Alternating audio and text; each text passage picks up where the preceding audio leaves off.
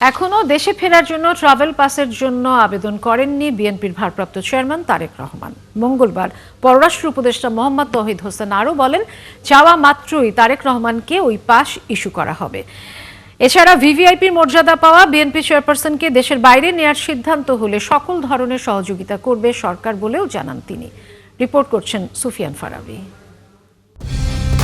Colour expert, George স্যাপ এবং mild on hands technology সমৃদ্ধ অরিক্স ক্রিস্টাল ওয়াশ আপনার লন্ড্রি এক্সপার্ট।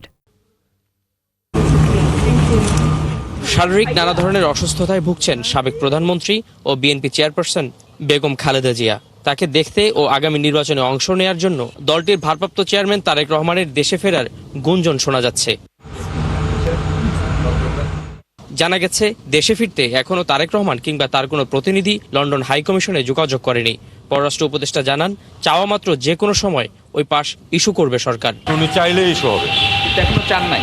আমার জানার মতো এখনো চান নাই। ওনার কাছে কোন পাসপোর্ট আছে স্যার? এটা বলতে পারবো না আমি। পরে বেগম খালেদা জিয়ার উন্নত চিকিৎসার বিষয়েও উপদেষ্টাকে প্রশ্ন করেন সাংবাদিকরা। তিনি জানান, পরিবার ও দলের সিদ্ধান্তের উপরই বিষয়টি নির্ভর করছে। না, ওটার প্রস্তুতি আছে, যদি প্রয়োজন ডাক্তাররা বললে তখন তো নিয়ে যাওয়া হবে। কতক্ষণ সময় লাগতে পারে আপনাদের কনফার্ম করতে এটা?